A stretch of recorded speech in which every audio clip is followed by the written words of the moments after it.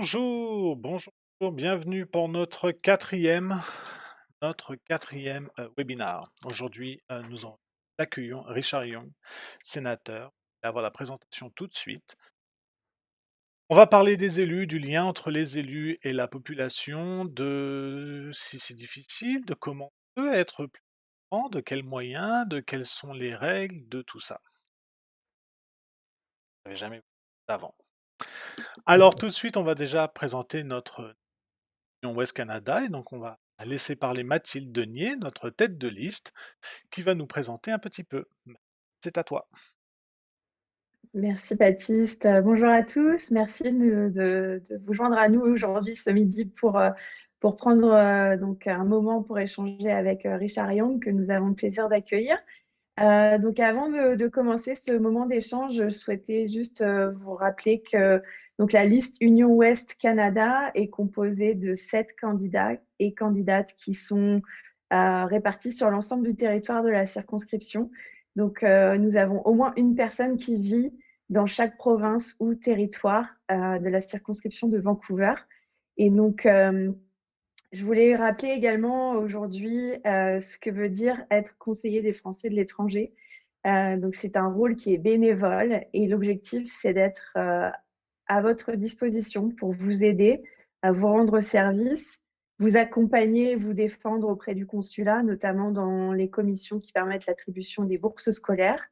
L'objectif également, c'est de vous représenter auprès du gouvernement grâce à des élus qui seront désignés parmi les conseillers des Français de l'étranger qui siégeront à l'Assemblée des Français de l'étranger et notamment et également au lien entre les conseillers des Français de l'étranger et les élus, donc notamment députés et sénateurs. Et donc voilà, je suis ravie de vous accueillir aujourd'hui et je passe la parole à Pierre. Merci Mathilde. Une liste, ouais, comme tu disais, qui est présente partout dans la circonscription, c'est assez unique. Ça répond vraiment à une demande de lien avec le territoire et de retisser ce lien avec nos concitoyens, entre l'administration et les concitoyens. On a beau avoir un superbe réseau consulaire dans le monde entier avec des consulats et des ambassades en très grand nombre. On ne couvre pas tout le territoire. On est là pour faire justement ce complément, ce lien ce dernier petit bout de chemin qui reste à faire entre les citoyens et l'administration. Comme on a l'habitude en France, on a toujours un millefeuille électoral avec beaucoup d'élus pour plusieurs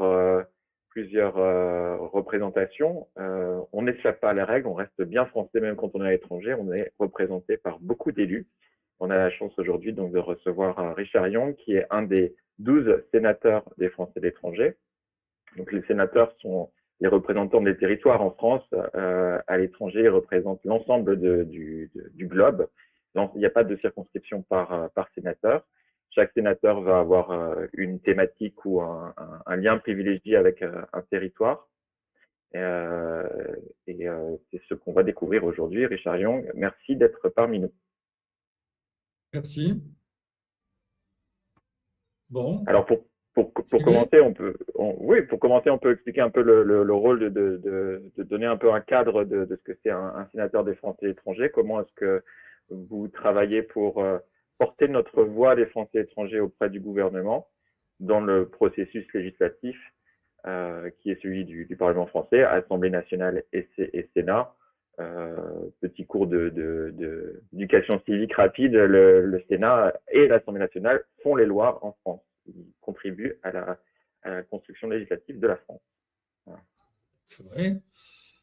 Alors, comme vous l'avez bien dit, pour ce qui est des Français à l'étranger, on est quand même un pays assez en avance. Je crois qu'on est certainement le pays qui fait le plus, puisque nous avons les conseillers consulaires dont nous allons reparler, qui sont élus localement dans le cadre des circonscriptions consulaires, et vous en avez plusieurs. Je ne me rappelle plus, j'aurais dû réviser d'ailleurs, mais vous avez quoi? Vancouver, Calgary, dans votre circonscription? Oui, la circonscription de Vancouver comporte 5 provinces et territoires, donc l'Alberta avec Calgary, le Saskatchewan avec Saskatoon en capitale, les territoires du Nord-Ouest avec Yellowknife, et les territoires du Yukon avec Whitehorse, et bien sûr la Colombie-Britannique où se situe Vancouver. Donc c'est 5 provinces et territoires. C'est 5 la taille de l'Union provinces, européenne. ouais. Mais 2 consulats, hein, c'est ça? Un Calgary et seul. Un seul Vancouver. consulat.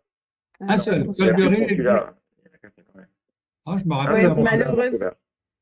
je me Ouais, rappelle pardon. avoir visité le consulat de Calgary, qui était une petite maison en bois assez Far West. Enfin, c'était assez sympathique.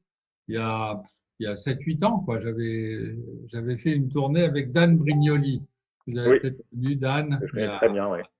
voilà, qui était conseiller. Donc, on a les conseillers consulaires et on reviendra sur ce qu'ils font, etc. Pas au-dessus, mais à côté, on va dire.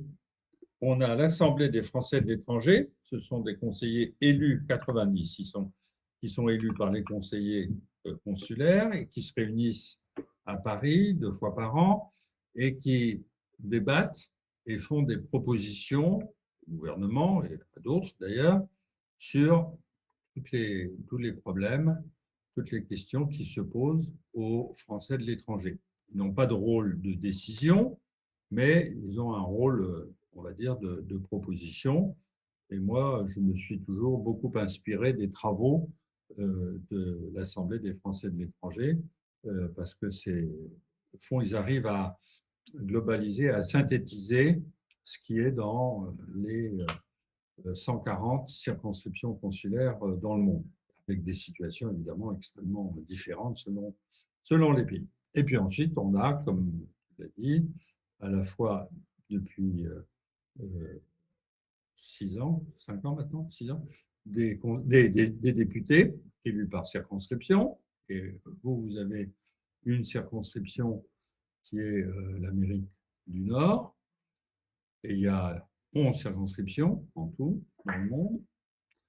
Et vous avez des sénateurs, 12. Et comme tu l'as dit, les sénateurs sont élus au scrutin de liste globalement pour l'ensemble de la planète, c'est-à-dire l'ensemble des, on va dire, 2,5 millions ou 3 millions de Français qui vivent à l'étranger. On a donc disons, un appareillage complet. À ma connaissance, il n'y a que les Italiens qui ont des députés, pas de sénateurs, mais des députés, des Italiens à l'étranger et les Portugais. Voilà. Il y a quelques autres pays, mais je ne rentre pas trop dans les détails. Donc, on est assez en avance là-dessus. Et je crois qu'on est un peu un modèle, en fait, pour les pays, en tout cas les pays de l'Union européenne. Voilà. Je ne sais pas, à partir de là, Alors, on peut suivre oui, plusieurs embranchements différents. ouais. À vous La de me première chose dire. que je dirais, Mathilde, dans ton expérience à Calgary, où tu t'occupes de l'association français à Calgary, où tu accueilles des nouveaux arrivants, mais tu les aides aussi dans leur installation dans la province ou dans la métropole, en tout cas de Calgary. Quels sont justement les témoignages que tu as? Quelle relation tu as, toi, avec les citoyens? Et comment est-ce que tu vois que ce lien avec les élus à Paris et tout ce panel en fait de représentation dont on bénéficie, comment est-ce que tu vois l'intérêt de ça? Alors, moi, je vais d'abord partager un petit peu mon expérience personnelle. Donc, je suis arrivée à Calgary en 2014. Malheureusement, je n'ai pas connu l'existence du consulat à Calgary, puisqu'il avait déjà fermé. Je ne sais plus exactement quand est-ce qu'il a fermé, mais c'était au Ouais, début des ouais, années 2010. ouais. Et donc, je pense que la création d'abord du groupe Facebook français à Calgary et ensuite de l'association français à Calgary reflète vraiment le besoin de se retrouver. Donc, pour différentes raisons. D'abord, c'est pour un côté pratique, puisqu'on arrive dans un nouveau pays. Pour certains, on ne parle pas toujours très bien en anglais quand on arrive en Alberta. Donc, c'est demander des conseils. Comment est-ce qu'on échange notre permis? Comment est-ce qu'on fait ces démarches qui sont nécessaires quand on arrive dans un nouveau pays? Et ensuite, il y a aussi toute une dimension plus pratico-pratique d'un point de vue administratif. Donc, comment est-ce qu'on fait pour avoir des permanences consulaires? Puisque la seule option pour nous, si on a un passeport à refaire, c'est d'aller à Vancouver ou bien d'avoir une permanence organisée à Calgary ou ailleurs dans la province. Donc ça, on fait aussi on remonte les informations donc avec l'association, avec d'autres personnes aussi qui sont très actives au sein de la communauté française ici, pour exprimer ses besoins. Et je pense que la plupart d'entre nous, en fait, à moins d'être vraiment très intéressés, par la vie, comment dire? La vie, politique, française à l'étranger, la plupart d'entre nous, en fait, ne connaît pas les conseillers des Français de l'étranger.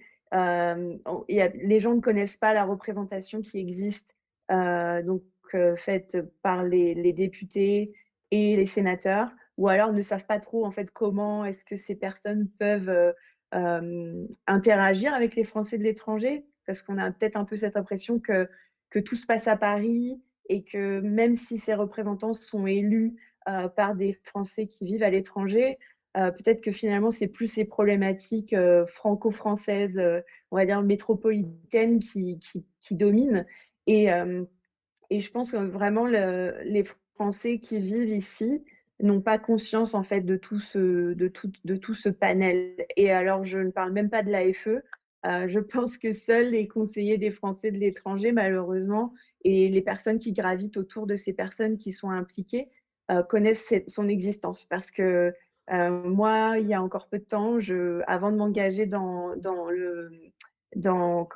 ces élections-là qui arrivent à la fin du mois, je connaissais pas l'assemblée, je connaissais pas le rôle des élus. Vraiment, je me suis documentée grâce aux élections qui approchent, mais auparavant, je n'avais pas vraiment d'idée sur ce qui pouvait se passer à Paris et comment nous, Français de l'étranger, on pouvait faire entendre notre voix auprès de nos élus. C'est quelque chose qu'on observe de manière générale, je pense, avec les élus, que ce soit à l'étranger ou même en France. Si un citoyen français en France connaît son conseiller général, son conseiller régional, son conseiller métropolitain, son député, son sénateur, on a aussi un lien et qui est pas, on n'est pas forcément au courant de toutes les actions qu'ils mènent. Ça demande toujours un intérêt personnel d'aller chercher l'information parce qu'elle est souvent très disponible. Un point qui génère souvent cette interaction et cet intérêt pour les élus, c'est souvent quand il y a un problème. Là, on parle justement de la fermeture du consulat à Calgary il y a une dizaine d'années. Ça, c'est un problème auquel on fait face. Certes, c'était un consulat d'influence, un consulat économique, pas de plein droit, mais on a perdu un service. En quoi les sénateurs des Français de l'étranger sont influents là-dessus sur la politique du ministère des Affaires étrangères, sur le choix de conserver ou de supprimer des consulats. On sait qu'au Canada, notamment, il y avait le consulat de Moncton qui est souvent sur la sellette, pour des questions aussi bien plus complexes que un simple coup de rabot budgétaire. Mais comment est-ce qu'on fait pour préserver ce lien et comment est-ce qu'on fait pour pallier à ces suppressions de postes avec des moyens techniques nouveaux? Monsieur Young. Oui, alors il y a eu une période qui est, bon, je pense, pour l'instant en tout cas, qui est suspendue, où il y a eu une politique de fermeture assez forte de consulats. Je pense qu'ils en ont fermé une bonne vingtaine dans le monde, dont celui de Calgary. Et puis en Afrique, pas mal. Là où les communautés françaises étaient un peu moins nombreuses. Tout ça, c'était pour des raisons purement budgétaires. C'était pour supprimer des postes, puisque la politique gouvernementale, malheureusement, c'était des gouvernements socialistes. Et moi, j'étais au Parti socialiste à l'époque, je dois le dire. Le gouvernement socialiste ont demandé au ministère des Affaires étrangères de réduire en fait la voilure de façon assez sensible. On a perdu quelque chose entre 5 et 8% de dotation budgétaire par an pendant plusieurs années. Donc ça a été une période de vache maigre assez fort. Nous avons évidemment fait ce que nous pouvions, protester, écrit, fait des démarches, mais ça n'a pas été suivi des faits. Je pense par exemple à Madagascar, c'est un pays que je connais bien, où on a fermé cinq consulats généraux. Voilà. Il n'y a plus qu'un seul consulat général pour l'ensemble des 25 000 ou 30 000 Français qu'il y a à Madagascar. C'est un bon exemple et on a fait tout ce qu'on pouvait, mais sans succès. Aujourd'hui, je dois dire que c'est plus le cas, il n'y a plus de fermeture et on vit avec le système actuel de à peu près 140 consulats ou consulats généraux. Bon. Un des problèmes en France, de la France, c'est que nous n'utilisons pas comme il faut, à mon sens, je l'ai dit plusieurs fois, les consulats honoraires. On pourrait très bien imaginer que là où il n'y a pas de consulat français ou consulat général français, se substitue un consulat honoraire qui est animé soit par un Français, s'il y a des Français dans la circonscription, ça peut être aussi un étranger.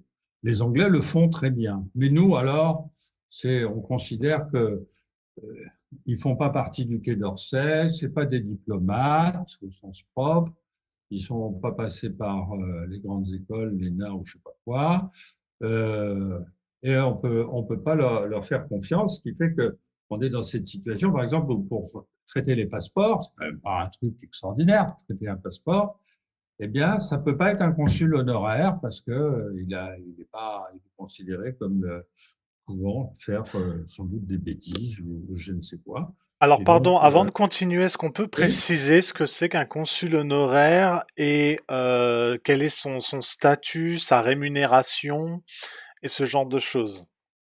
consul honoraire, c'est quelqu'un qui n'est pas un diplomate, qui en général est une personnalité, on va dire, connue de la communauté locale. Alors, ça peut être un Français, un Français c'est encore mieux, mais ça peut être aussi quelqu'un du pays, pas forcément d'ailleurs, mais enfin du pays dans lequel on se trouve. Et il représente la République.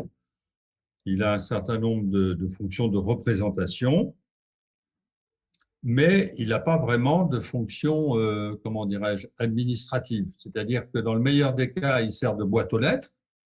Dans le meilleur des cas, on va au consulat honoraire, on donne le dossier au consul honoraire qui, lui, va le transmettre au consulat ou au consulat général le plus proche.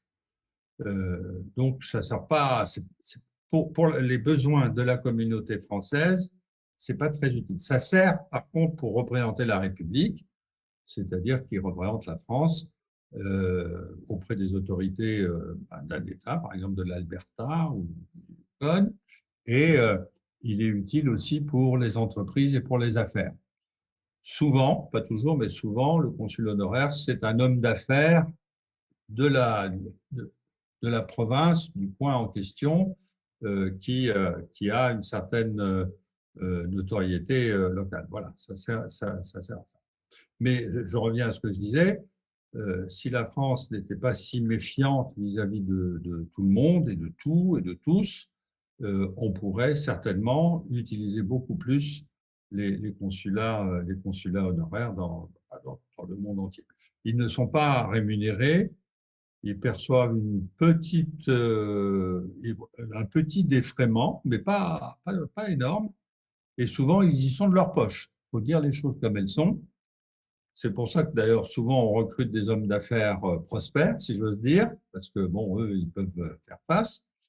Et dans un certain nombre de cas, le consul honoraire, au fond, il met un certain pourcentage du temps d'un de ses agents, d'un ou d'une secrétaire, pour faire les affaires, pour traiter les affaires du consulat français, parce qu'il peut se le permettre.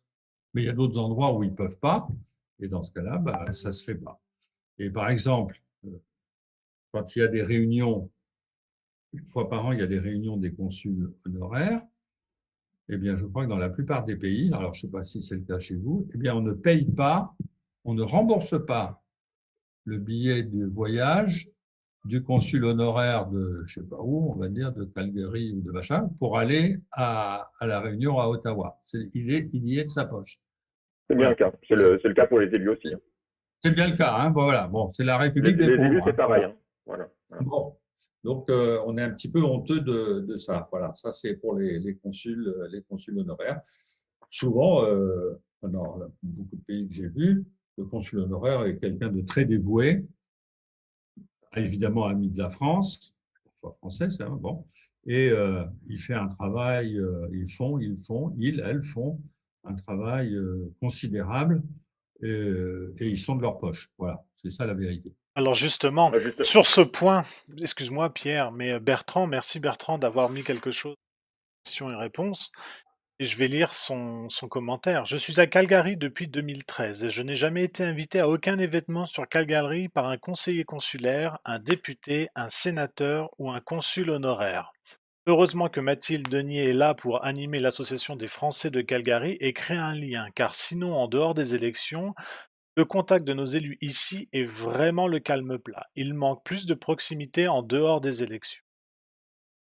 Bertrand, je veux dire, comme moi j'étais à Winnipeg avant et il y avait aussi un consul honoraire sur place, ce que vient de dire Richard Young, c'est ça, c'est que tout ce qui va être en dehors du simple fait d'avoir la valise pas diplomatique, mais la valise des passeports qui vient et c'est de sa poche. Donc pour le Oui. consul honoraire, c'est très compliqué. Maintenant pour le reste, peut-être Pierre, tu peux dire deux trois mots sur les élus. non, je voulais Ouais. juste faire le point juste sur si Mathilde, tu voulais parler de tous les consuls honoraires qu'on a dans la circo, justement, puisqu'on parle d'eux, Oui. Ouais, ben, on a la chance. Vous en avez combien? En Alberta, donc on a un consul honoraire à Calgary, un Oui. consul honoraire à Edmonton. Ensuite, Oui. on a donc également une femme qui est consul honoraire en Saskatchewan. Oui. Donc on a un consul honoraire à Victoria, en Colombie-Britannique. Et de souvenir aussi un consul honoraire à Whitehorse. Et je crois que le seul territoire où on n'a pas de consul honoraire, c'est le territoire du Nord-Ouest. Ah oui. Les Inuits, c'est ça? Mais ça. aussi la représentation, le nombre de Français là, vivant donc, au sein du territoire du Nord-Ouest est assez faible. Donc je pense que ça peut expliquer pourquoi il n'y a personne qui occupe ce rôle. Donc ça vous fait 4 ou 5 consuls honoraires. Voilà, qui sont tous en plus de citoyenneté française. Donc, pour répondre à Bertrand et sur le lien avec les élus, les consuls et les réunions et les services qu'on peut apporter, c'est aussi limité par rapport aux services qu'on peut réellement apporter. Un élu n'a pas non plus de pouvoir de mettre en place des choses comme certains voudraient le penser. On est là vraiment pour faciliter et aider le lien entre les élus et l'administration, être un soutien. Les consuls honoraires qui, pour le coup, ne sont pas de nationalité française, n'ont pas la chance de pouvoir, par exemple, prendre des procurations. Ça, c'est un problème auquel moi, j'ai personnellement fait face en tant qu'élu sur ces dernières années où, lors des présidentielles, beaucoup de nos concitoyens voulaient établir une procuration pour voter, puisqu'il n'y avait pas forcément de bureau de vote à proximité. Et la procuration est un moyen, certes, un peu ancien, mais qui a été modernisé un peu. On peut envoyer les formulaires par email, mais il nécessite toujours qu'on envoie un document qui a été paraphé par un agent de l'État ou reconnu par l'État. Oui. Cet agent ne peut pas être étranger, ce qui pose un problème, notamment à Calgary, où on a un consul qui n'est pas de nationalité française et qui, du coup, ne peut pas prendre ses procurations. Donc, on a des petits blocages aussi comme ça qui font que non seulement, comme vous le disiez, Richard, la procédure est lourde. Pour m'en être entretenu avec le consul à Vancouver, je sais combien la procédure de nomination d'un consul honoraire est lourde parce qu'elle doit être aussi avalisée par le pays d'accueil. Donc, le Canada doit aussi donner son accord sur le choix de la personne. Il y a je ne sais pas comment on dit en français, un background check. On regarde évidemment les antécédents, etc. Donc, il y a une petite enquête quand même. C'est pas anodin. Donc, moi, ce que je retiens surtout de la part de l'action des consuls honoraires, c'est leur engagement bénévole, comme vous le disiez, et qui, en plus de surcroît, peut être au service d'un pays qui n'est pas le leur. Je ne sais pas, c'est très rare de voir des gens qui s'engagent pour un pays qui n'est pas le leur, donc ils n'ont pas la nationalité. Je trouve ça il faut le savoir le saluer aussi. C'est souvent des personnes qui sont quand même, qui ont un lien ou qui sont francophones et francophiles. Hein. Ils font ça en général parce qu'ils aiment la France, ils aiment la culture. Parfois, ils ont un conjoint ou une conjointe, enfin bon, ça dépend. Mais pas toujours, pas toujours. C'est où? C'est à Mumbai. On a une consul honoraire qui est la fille du dernier Maharaja de la région. Alors c'est curieux parce qu'elle ne parle pas français, mais elle a un prestige énorme puisque c'est la fille du dernier Maharaja et ça nous est très utile par son réseau d'influence. Voilà, c'est des cas un peu particuliers, mais c'est comme ça. Alors, il y a une chose qui existe quand même, je pensais au passeport et tout ça, c'est les tournées consulaires. Hein. Je ne sais pas si ça existe chez vous, mais Oui, le consulat. mais malheureusement, tout a été suspendu à cause de la pandémie. Oui. Et donc, c'est vrai que là, la problématique se pose pour beaucoup de mes compatriotes notamment. Donc, moi, je suis au courant de ce qui se passe vraiment à Calgary. Et je sais qu'il y a beaucoup de gens qui ont dû faire le voyage soit en voiture, soit en avion pour aller à Vancouver et donc avoir un rendez-vous au consulat pour renouveler leur passeport parce qu'il arrivait à expiration. Surtout que les distances sont énormes chez vous. Hein, ouais. En avion, c'est 1 heure de vol, mais c'est vrai que si vous prenez la voiture, c'est sans pause, ça fait 11 heures de trajet. Donc, ça fait quand même une belle distance à parcourir, mais c'est la même chose pour toutes les personnes qui vivent dans la circonscription en dehors de la zone proche de Vancouver, finalement. Parce que si vous prenez Baptiste à Fort St. John, s'il doit venir à Vancouver pour faire renouveler son passeport, c'est également un long trajet. C'est surtout un coût, en fait. Hein. Plus que le trajet, c'est surtout un coût qui est associé à ça. C'est très, très, très, très facile. Bon. Mais c'est une question, moi, qui m'était revenue en tant que pendant mon mandat de la part de ces communautés éloignées, de savoir pourquoi est-ce qu'on n'a pas un consul honoraire chez nous et comment est-ce que nous, les élus, on peut faciliter ça, justement, de la nomination ou la recherche d'un consul honoraire dans des endroits reculés pour installer justement une stabilité et ne pas dépendre que des tournées consulaires. Tournées consulaires qui sont certes mises en pause, et c'est le cas partout dans le monde à cause de la crise du Covid, mais qui sont souvent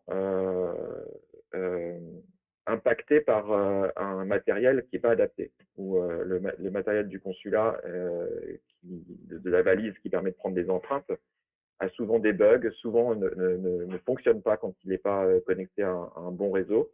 Et on a l'impression que c'est des dispositifs qui sont mis en place par le ministère de l'Intérieur à Paris qui sont faits pour une utilisation en France, sur le territoire français. Et quand on déplace ça dans un territoire étranger au Canada, tout de suite, ça crée des problèmes et ça ne fonctionne pas. Est-ce qu'il y a une lumière là au bout du tunnel pour qu'on ait vraiment un équipement digne d'un pays comme la France? Alors, il y a une nouvelle valise qui a été mise au point par Thales il y a un peu avant la pandémie. Hein. Donc, il y a 10 mois, 12 mois, je ne pourrais pas vous dire, dont on me dit qu'elle marche beaucoup mieux. Elle est plus légère, parce que l'autre, en plus, pesait des tonnes. Il fallait des agents consulaires drôlement costauds pour la trimballer. Il y avait des problèmes pour la faire voyager en soute. Enfin, c'était toute une histoire. Il semble que la nouvelle soit beaucoup plus facile d'utilisation et plus efficace. Je ne peux pas vous dire concrètement, je l'ai pas. Voilà. Mais c'est sûr qu'il y a un progrès de ce point de vue-là.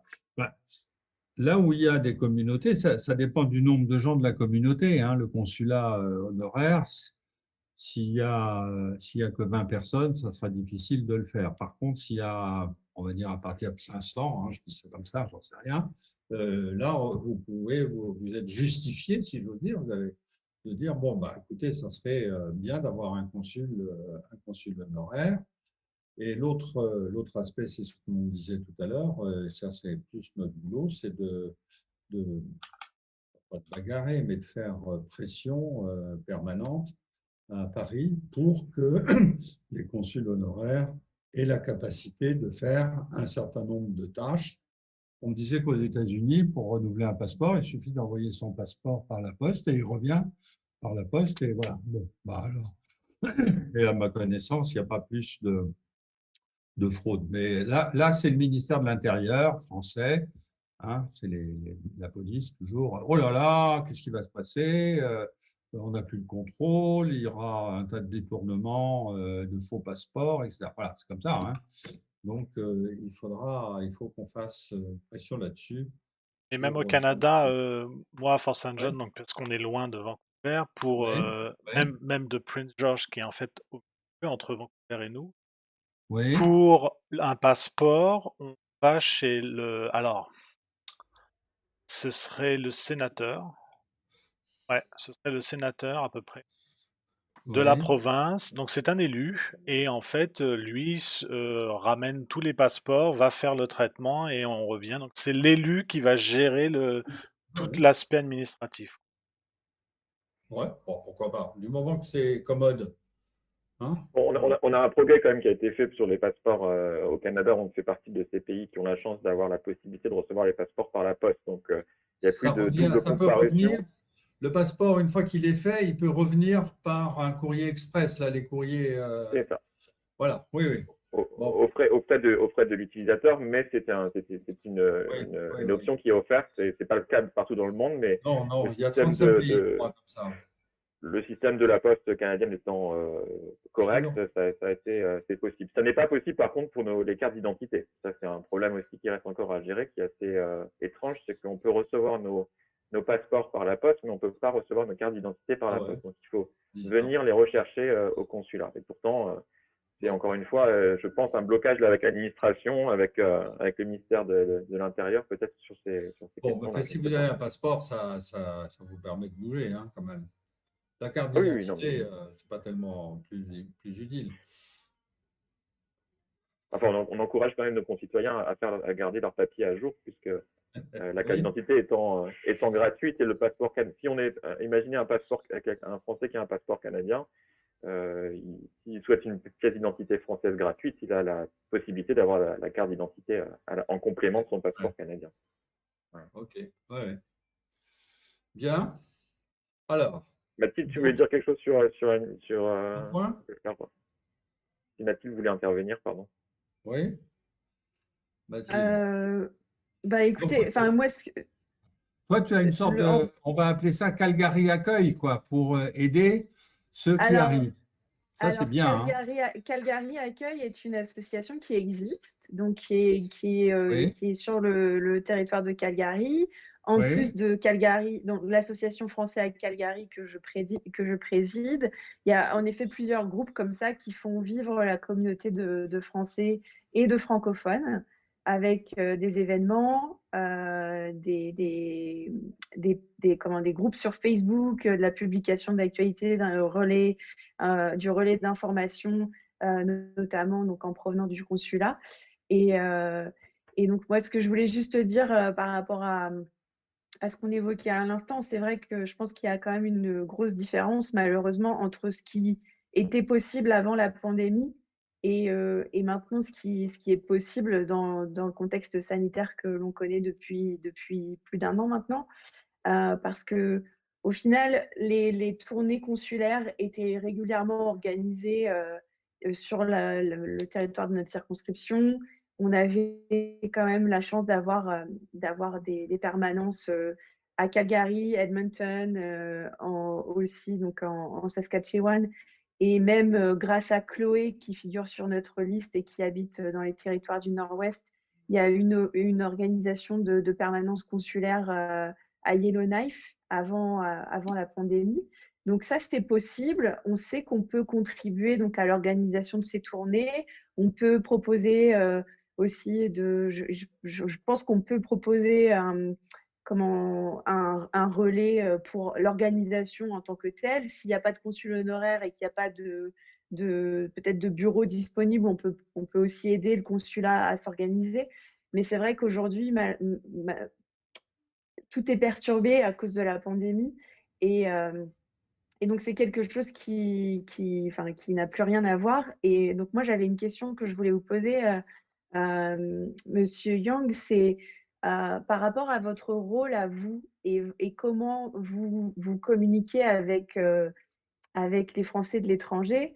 Je suis curieuse en fait de savoir comment est-ce que vous faisiez avant la pandémie pour aller à la rencontre de vos électeurs et comprendre les problématiques auxquelles font face les Français de l'étranger pour ensuite être donc le porte-voix de ces Français au sein du Sénat.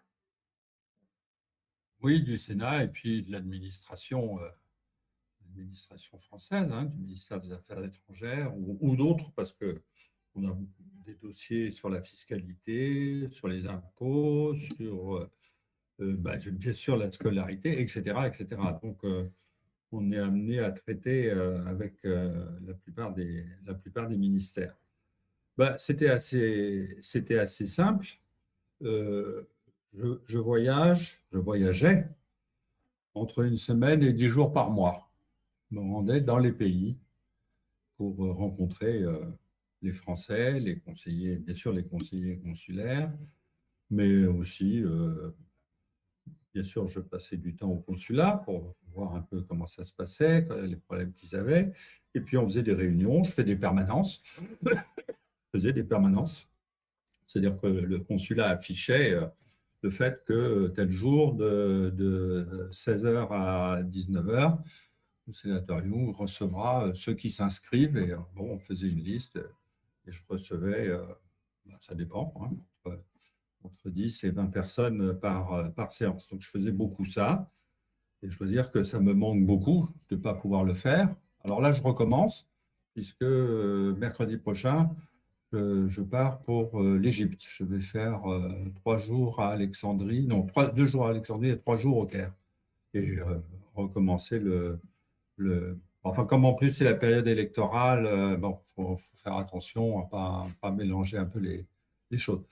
Et dès qu'il sera possible de voyager, parce que c'est ça en fait qui me bloque, c'est que par exemple là, quand je reviens d'Égypte, je suis censé faire 1 semaine comment ils appellent ça, de confinement, d'isolation, c'est-à-dire pendant 1 semaine, je prends théoriquement l'engagement de ne pas bouger de chez moi pendant 1 semaine. C'est quand même pas très commode, hein. Parce qu'il y a quand même il y a du boulot, il y a des rendez-vous, il y a un tas de gens à voir, etc. Et on ne peut pas multiplier ça. Mais j'espère que ça va quand même s'alléger et que je vais pouvoir reprendre. Sinon, depuis le confinement, on travaille évidemment beaucoup par mail. Tous les jours, on reçoit des dizaines et des dizaines de mails de partout avec mes assistants et on traite ça. Téléphone un petit peu, pas tellement. Et puis, beaucoup maintenant par visio, comme on fait ce soir, hein. Vous êtes sans doute la troisième ou quatrième visio de ma semaine, hein, voilà. Et je continue, pas demain, mais après-demain, je continue. Voilà.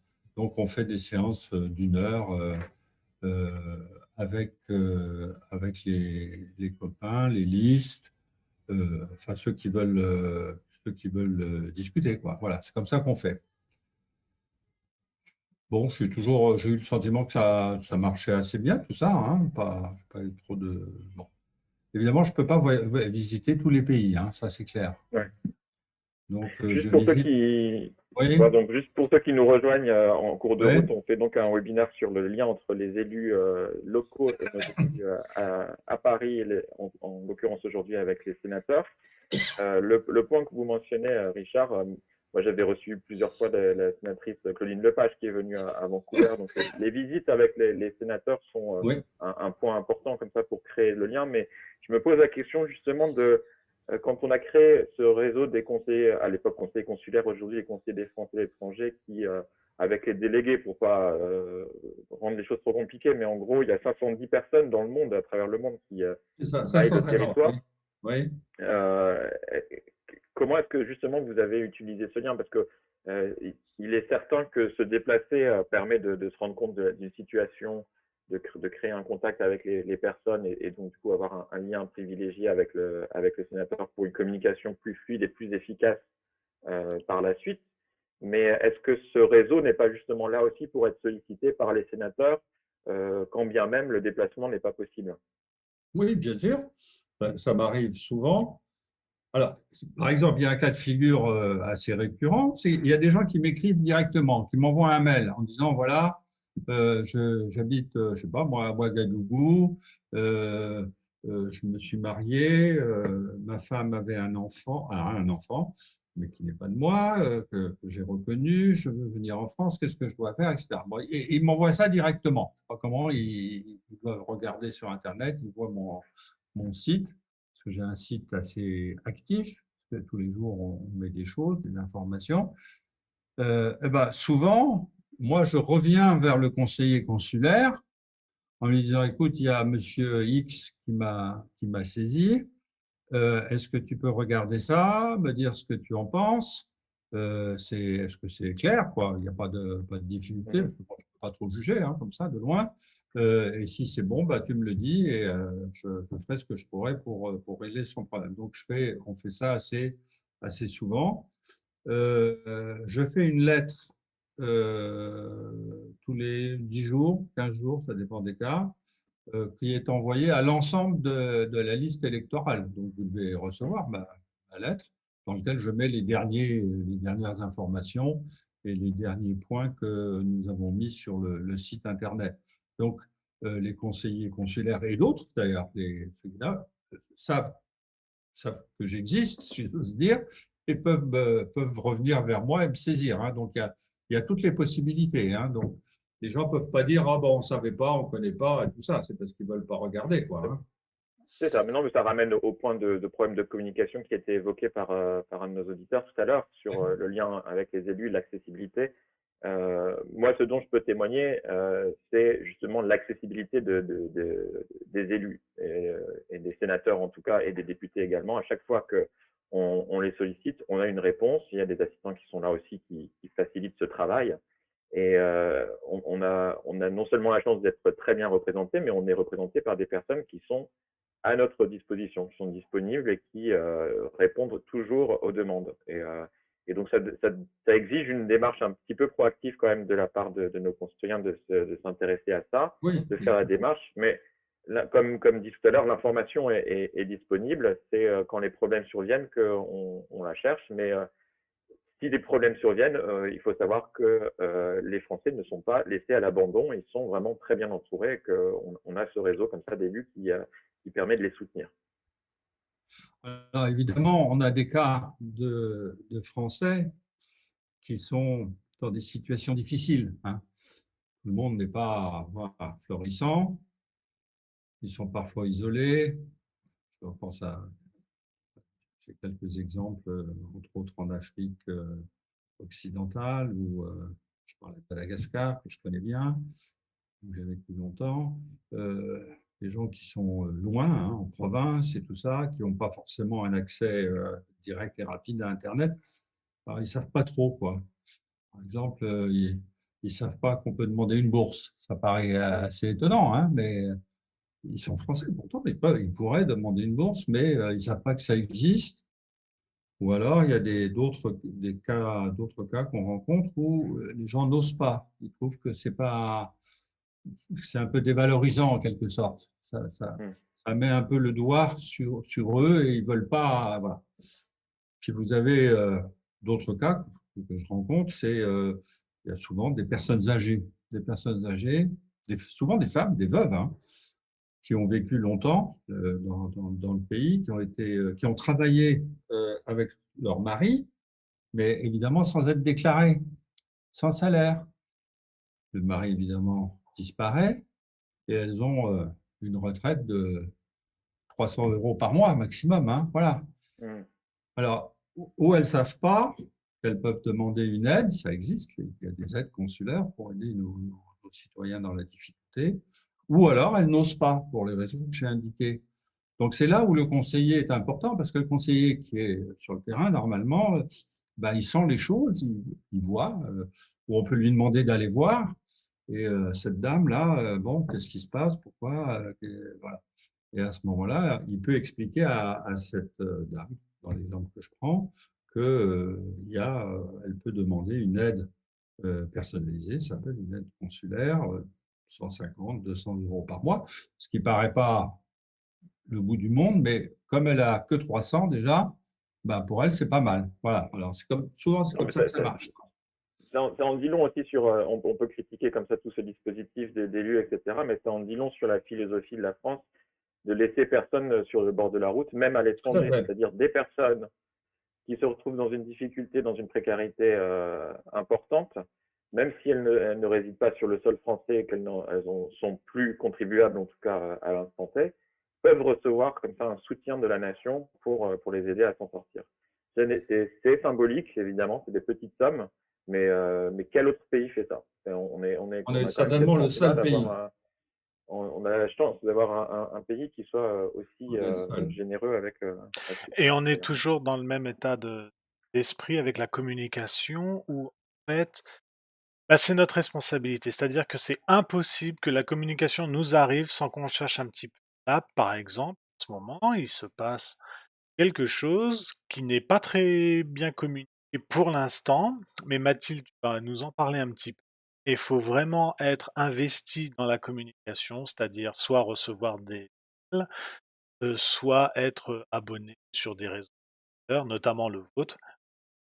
Mathilde, est-ce que tu vas pouvoir parler un petit peu des nouvelles qui sont en train de se passer là, en ce moment? Euh, Et dans quel domaine? Ah bah, des domaines euh, des élections. Ah oui, d'accord. oui, en fait, je voulais, c'est une super bonne transition. Merci beaucoup Pierre, merci Baptiste.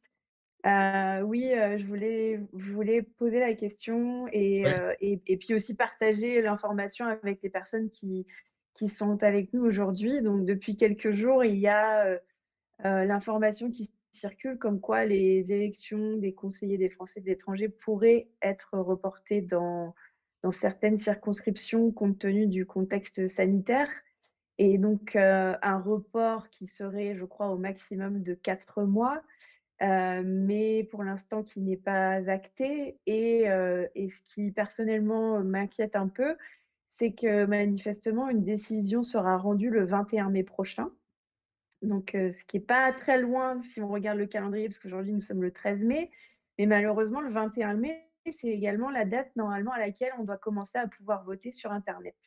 Donc je voulais savoir comment, ce que vous pensez de ça, et est-ce que vous pouvez aussi contribuer à faire remonter, les informations en provenance des circonscriptions pour dire que, ce report peut se justifier dans certains endroits du monde, mais dans la plupart des circonscriptions, l'élection devrait pouvoir se maintenir puisque, les conditions sanitaires le permettent, et que le vote par internet va normalement permettre à la plupart des électeurs de pouvoir s'exprimer, tout en ne mettant pas en danger leur santé. oui, oui, c'est tout à fait, ce que vous dites est tout à fait exact. Il y a un amendement qui a été adopté, je crois d'ailleurs, déjà par l'Assemblée nationale, hier ou avant-hier, je ne me rappelle plus, qui prévoit un amendement présenté par le gouvernement qui prévoit ce que vous avez expliqué, c'est-à-dire la possibilité de reporter l'élection des conseillers consulaires jusqu'à 4 mois de la date du vote, c'est-à-dire du 29 mai, donc mai, juin, juillet, août, septembre, jusqu'au 29 septembre. Euh, que les conseillers consulaires, alors ceci concernerait les circonscriptions consulaires où il y a évidemment une grande difficulté ou impossibilité à organiser le vote, soit parce qu'il n'y a pas eu du tout de vaccination, il y a des pays qui ont refusé les vaccins, soit parce qu'il y a un blocage au niveau du pays. Bon, on pense à l'Inde, par exemple. Aujourd'hui, c'est évidemment pas possible d'organiser un vote pour la communauté française en Inde. Il y a quelques autres pays d'Asie. Voilà. Et ces conseillers consulaires seraient, pour ces circonscriptions-là, seraient élus à la date que j'ai indiquée, donc fin septembre, soit en même temps que les sénateurs, soit juste après. Les conseillers consulaires sortants et maintenus voteraient pour l'élection sénatoriale, donc le collège électoral resterait complet, ça c'est voilà. Alors la difficulté là-dedans, effectivement, c'est un petit peu, ça fait un petit peu gribouille, tout ça, on a du mal. Et il se trouve que Jean-Baptiste Lemoyne était en séance hier soir avec nous. Donc, j'ai été le voir, je lui ai posé la question de savoir combien et quels étaient les pays concernés. Alors, il n'a pas voulu me le dire. Il est resté Alors assez. Jean-Baptiste Lemoyne, c'est le ministre en C'est charge le des Français de secrétaire l'étranger. d'État aux Français de l'étranger. Voilà. Voilà. C'est lui qui a la manœuvre pour tout ce qui concerne les Français de l'étranger. Il n'a pas voulu me dire si c'était 4 ou 5 pays comme je le subodore, moi, ou si c'est plus. Voilà, j'espère que c'est pas beaucoup plus, parce que, bon, on peut comprendre, hein, il y a des cas où c'est pas possible. Il y a des pays, la Tanzanie, par exemple, ils ont refusé les vaccins. Ils ont dit que le Covid, c'est un truc de pipeau, ça s'est inventé par les Blancs. Nous, on n'a pas besoin de vaccination. Alors, qu'est-ce qu'on fait? Bon, il y a quelques pays comme ça. Donc, j'espère que ça va rester limité aux pays. Mais la vraie question hein, derrière, c'est Mais c'est pas pour vous, hein, ça ne concernera pas le Canada. Il y a quand même des suspicions sur le Canada, vu les restrictions qui existent dans certaines circonscriptions du pays, à Toronto et au Québec notamment, avec des mesures de semi-confinement ou de stay-at-home order qui interdisent aux gens de sortir de chez eux pour tout type de raisons, du moins. C'est pas le cas à Vancouver, c'est surtout ça en fait qui nous manque, qui nous laisse un peu pantois, c'est que on apprend ces choses-là en dernière minute et c'est souvent le cas avec l'administration. Ça a été d'ailleurs le cas avec le staff, le soutien au tissu associatif des Français de l'étranger, dont les critères d'attribution ont été changés en dernière minute pour donner l'argent à des associations qui œuvraient plus dans le cadre de la pandémie. Donc tout se justifie évidemment à un moment donné, mais la question c'est pourquoi est-ce qu'on a si peu de transparence sur les règles du jeu d'emblée et qu'on sache à quoi s'en tenir. À savoir que si on nous dit qu'il faut 0 restriction pour le Covid pour organiser une élection, Vancouver ne rentre pas dans ce cas-là. On a une restriction de déplacement qui est limitée à une région. En fait, techniquement, sur Vancouver, les gens qui viennent au bureau de vote viennent de cette région, quoi qu'il en soit. Donc, c'est de savoir quelles données sont transmises au ministère, quels sont leurs systèmes de décision, selon quels critères, et j'ai été témoin j'ai discuté avec une collègue au Chili qui me disait que le Chili est un des pays auquel la France interdit l'entrée sur le territoire, sauf les Français établis au Chili, bien évidemment. Et cette collègue élue me disait que ni l'ambassade ni le consulat ne savaient qui avait donné cette information à Paris, selon laquelle le Chili était à mettre sur une liste rouge. Donc parfois, il y a des informations qui passent comme ça au travers. On se demande qui c'est qui donne ces informations. Là, on est sur une thématique, on est au cœur du sujet. Là. Quel est le rôle des élus et leur relais à Paris? Nous, on est témoins d'une situation sur le terrain, que la situation est sous contrôle dans la métropole de Vancouver. Un bureau de vote peut être mis en place. Comment est-ce que cette information ne parvient pas à Paris? Et il y a des élections locales. Et il y a des élections locales. Moi, dans ma ville, là, il y a une élection locale en ce moment. Au Canada? Oui. Oui. Bah, écoutez, on a fait des élections provinciales. On a élu notre parlement provincial au mois de novembre, si je ne me trompe pas, fin octobre, par là. Voilà. Bon, après, les dispositions de vote au Canada sont évidemment différentes de celles de la France, hein, mais avec un étalement du scrutin. Mais c'est pas quelque chose qui heurte les autorités locales d'organiser un scrutin, surtout quand on connaît la magnitude et gardons aussi les pieds sur terre. Les élections des conseillers des Français étrangers ne déplaceront pas autant de foule que peuvent l'avoir fait les présidentielles il y a 4 ans. Donc, ceci dit, la nouveauté, enfin oui, c'est une sorte de nouveauté, c'est qu'ils peuvent voter par Internet. Donc ça permet quand même, j'espère que ça permettra de répondre à un certain nombre de cas, les gens qui sont loin, qui sont isolés, qui ne peuvent pas bouger. Ben voilà, on espère. Ceci dit, on avait déjà fait un vote par Internet, mais bon, ça ne marchait pas très bien la dernière fois et il n'y avait pas eu un taux de recours au vote Internet énorme. Mais il faut dire que c'était à la française, c'est-à-dire que c'était tellement compliqué qu'à part ceux qui avaient fait 5 ans d'informatique, on ne pouvait pas l'utiliser, quoi. Voilà. Ça, c'est une des particularités que vous connaissez, hein, de l'administration française, c'est toujours de compliquer les choses, de rajouter des couches de soi-disant de sécurité, de ceci, de cela, parce qu'on a peur que l'argent soit détourné ou que des gens mal intentionnés utilisent le système. Et bon, là, dans le cas du vote, bah, nous, on est comme tout le monde, on a appris ça avant-hier par le dépôt de l'amendement. Jusque-là, on ne savait pas. Et je vous dis, moi, hier soir, j'en parle à Jean-Baptiste Lemoyne, qui ne me donne pas la liste. Alors, je ne sais pas si. À mon avis, ils n'ont même pas la liste. Ils ne savent pas encore eux-mêmes. Hein. Mais est-ce qu'on a accès aux critères? Quels sont les critères? Est-ce que c'est le conseil scientifique qui définit ces critères? Est-ce que c'est le gouvernement Non, je ne pense pas que ce soit le conseil scientifique parce que ça dépend des circonstances locales. C'est dans le pays. C'est la sensibilité, enfin, le jugement qu'on porte sur la façon dont le pays dans lequel se trouvent les Français a réagi. Donc, voilà. Alors donc, à mon avis, c'est l'ambassadeur. C'est l'ambassade. Alors. Okay. C'est l'ambassadeur qui. Et je vous donne l'exemple de Madagascar. Il y a une petite semaine, le consul général a envoyé un message, au moins aux élus, etc., en disant que, bon, bah, compte tenu des difficultés, etc., il y aurait un report des élections. Bon, on s'en doutait un peu. Bah. Et Jean-Baptiste Lemoyne, hier soir, m'a dit mais non, il n'y a pas eu du tout de décision, c'est pas encore décidé, je dois revoir. Vous voyez, pour dire les choses, hein, bon, c'est un peu pagaille, quoi. Voilà, c'est un peu pagaille. C'est la lourdeur de prendre des décisions. En plus, là, il y a 2 ministères, dont le ministère de l'Intérieur qui est toujours debout sur les freins vis-à-vis de tout ce qui est français de l'étranger, parce qu'il considère que c'est une menace pour notre belle République, etc., etc.